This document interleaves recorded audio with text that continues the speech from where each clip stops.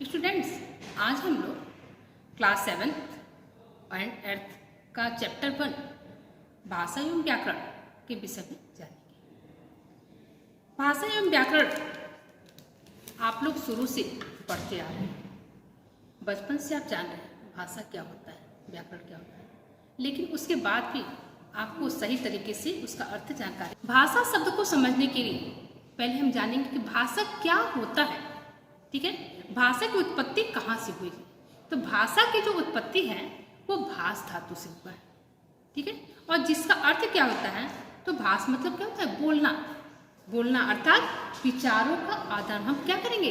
बोल करके अपने विचारों का आदान प्रदान करते हैं, उसी को ही हम भाषा कहते हैं। हमने अभी आपको बताया कि भाषा शब्द की उत्पत्ति जो है वो भाष धातु से हुआ है, संस्कृत के भाष धातु से हुआ है। अब हम ये जानेंगे कि धातु तब क्या होता है। तो हिंदी में जिसे आप क्रिया कहते हैं, संस्कृत में उसे ही हम धातु कहते हैं। और धातु जो होता है वो हमेशा अपने मूल रूप में ही होता है। मूल रूप क्या होता है? तो देखिए, जैसे पढ़ना शब्द हम प्रयोग करते हैं, उसका मूल रूप क्या होता है? उसकी धातु क्या होती है? तो उसकी धातु होती है पठ धातु। पठ धातु, और उसको जब हम वाक्य प्रयोग करते हैं तो पढ़ना, लिखना जो है वो लिख धातु हो गया। तो इस तरह से अपने मूल रूप में वो होता है पठ। पठ से पढ़ना।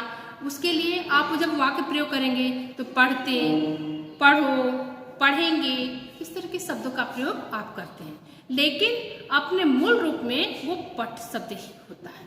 उसी तरह से लिख धातु आपका होता है। लिख धातु, उसका अर्थ क्या होता है? लिखना। तो लिखने के लिए भी जब हम वाक्य प्रयोग करते हैं तो लिखेंगे, लिख रहा है, लिखो, लिख लिया, इस तरह के शब्द का प्रयोग करते हैं। लेकिन अपने मूल रूप में वो क्या था? धातु। तो धातु जो हमारी थी वो लिख धातु थी। धातु हमारी क्या है? हंस धातु। हंस धातु से शब्द क्या बनेगा? हंसना। ठीक है, तो हंस रहा है, हंसेंगे, हंस रहे हैं, हंसो, इस तरह के शब्द हम प्रयोग कर लेंगे। ले अपने मूल रूप में क्या था? पढ़ना के लिए पठ धातु, लिखना के लिए लिख धातु, हंसना के लिए हंस धातु। तो इस तरह से हर जो हिंदी में क्रिया होता है तो संस्कृत में हर वाक्य में अपनी जो क्रिया है उसके लिए धातु का प्रयोग होता है। और धातु हमेशा क्या होता है? अपने मूल रूप में ही होता है। अब हम ये जानेंगे इसके आधार पे कि भाषा की तब परिभाषा क्या हुआ।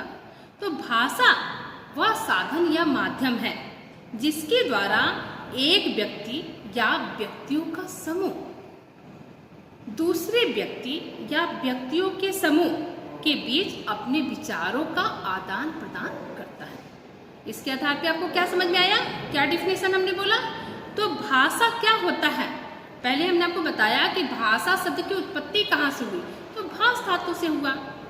उसके बाद हमने आपको बताया धातु क्या होता है। तो आप जान गए कि हिंदी में उसे क्रिया कहते हैं और संस्कृत में उसे धातु कहते हैं। और धातु अपना नया संस्कृत का शब्द है और अपने मूल रूप में होता है। और मूल रूप में उसके बाद से क्या करते हैं? वाक्य प्रयोग के समय उसको जहाँ जैसा जरूरत पड़ता है उस हिसाब से हम लेते हैं।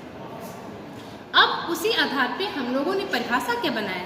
परिभाषा बनाया कि भाषा वह साधन या माध्यम है जिसके द्वारा एक व्यक्ति या व्यक्तियों का समूह दूसरे व्यक्ति या व्यक्तियों के समूह के बीच अपने विचारों का आदान प्रदान करता है, अपने विचारों का विनिमय करता है, अपने विचारों का विचार विमर्श करता है। अर्थात विचार विनिमय, विचार विमर्श, विचारों का आदान प्रदान, ये सब हमारे एक ही शब्द हैं। ठीक है, तो ये हमारी भाषा के परिभाषा। अब हम इसी क्रम में क्या जानेंगे? भाषा की विशेषता। भाषा की क्या विशेषता होती है? तो पहली विशेषता क्या है भाषा की? वैसे तो भाषा की बहुत सी विशेषता है, लेकिन हम यहाँ पे भाषा की कुछ मुख्य विशेषता को जानेंगे। पहला क्या है? तो भाषा अर्जित संपत्ति है। भाषा क्या होता है? भाषा को हम अर्जित करते हैं, ग्रहण करते हैं, भाषा को हम सीखते हैं। हम जब जन्म लेते हैं तो उस समय हमारे पास मुख होता है, हमारे अंदर बोलने के गुण होते हैं, लेकिन भाषा नहीं होता। इसलिए एक नवजात बच्चा क्या करता है, अपनी बातों को कहने के लिए उसके पास भाषा नहीं होता है, तो वो रो करके, हंस करके, ठीक है, खुश होकर के वो क्या करता है, वो व्यक्त करता है, अर्थात वो संकेत भाषा में गया, वहाँ से वो बताता है कि वो इस समय उसे कुछ चाहिए, वो कुछ कहना चाहता है, और उसके इर्द गिर्द उसकी माँ रहती है, वो समझ जाती है कि हमारे बच्चे को इसमें किसी चीज़ की आवश्यकता है। जब बच्चा रोना शुरू करता है तो माँ समझ जाती है कि बच्चे को भूख लगा है, तो वो उसे क्या करती है, दूध देने का काम करती है। लेकिन बच्चा दूध नहीं पीता है, तब वो समझ जाती है कि यानी कि इसको इसमें भूख नहीं लगी है, कोई और परेशानी है। फिर वो क्या करती है, उसको दूसरे रूप से समझने का काम करती है।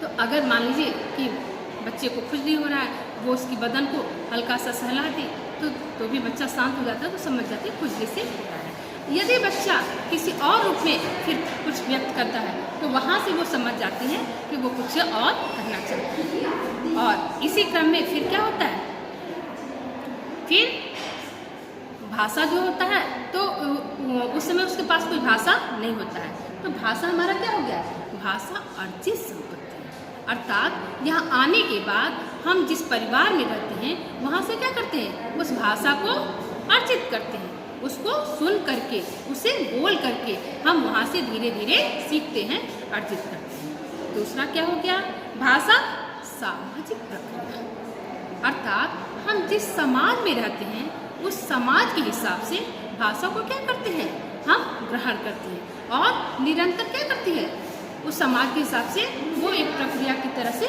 चलता है। तो भाषा क्या हो गया, भाषा एक सामाजिक प्रक्रिया हो गया, समाज के हिसाब से हम भाषा को सीखते और समझते हैं। तो ये भाषा सामाजिक प्रक्रिया है। तीसरा क्या है, तो भाषा का अंतिम स्वरूप नहीं होता है। देखिए, किसी भी भाषा का अंत ऐसे नहीं होता है। अगर अंत होता हम उस भाषा को सीख जाते और समझते कि हमने सीख लिया सब कुछ, अब हमको कुछ सीखना ही नहीं है।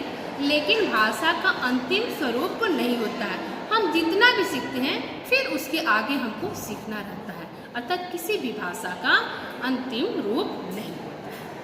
और उसी क्रम में चौथा क्या है, जब अंतिम रूप नहीं होता है तो भाषा हमारा परिवर्तनशील होता है। भाषा समय के साथ क्या होता है, परिवर्तित होता रहता है, और इसलिए इसका अंतिम स्वरूप ही नहीं होता है। भाषा का मानव स्वरूप होता है, हर भाषा का अपना एक व्याकरण होता है, हर भाषा की अपनी एक धातु होती है। इस तरह से वो एक मानक रूप में होता है। भाषा का अपना मानव स्वरूप होता है कि अपने व्याकरण और धातु के द्वारा क्या करता है, उस भाषा को हम बोलते और समझते हैं। तो एक माननीय रूप उसका माना है। नेक्स्ट आपका भाषा की विशेषता क्या है, तो भाषा का स्वरूप कठिन से सरल की ओर जाता है। कठिन से सरल क्या होता है, तो देखिए अभी हमने आपको एग्जाम्पल दिया कि एक बच्चा जो है वो अबोध था, उसके पास कोई भाषा नहीं था, तो वो क्या कर रहा था, रो करके हंस करके अपनी बातों को कह रहा था। लेकिन अब क्या है, अब बच्चा जब उस चीज़ को समझने लगा तो उसको वही चीज़ सरल लगने लगा। तो पहले भाषा हमारा जो था वो कठिन था, अब क्या है, अब वो भाषा हमारा सरल बन गया। क्यों, क्योंकि जब तक नहीं आ रहा था तब तक वो कठिन था, जब वो आने लगा तो वो सरल बन गया।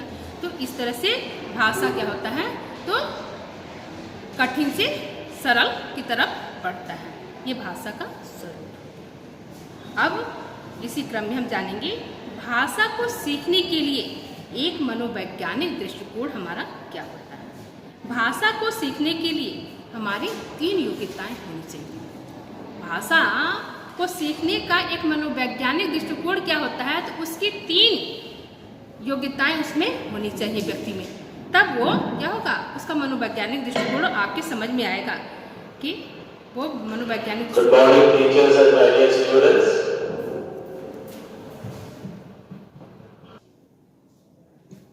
स्टूडेंट्स, आज का टॉपिक फिर हम यही समाप्त करते हैं, और उसके बाद से आपका जो बाकी हिस्सा है उसको हम दूसरे वीडियो में समझ लेंगे।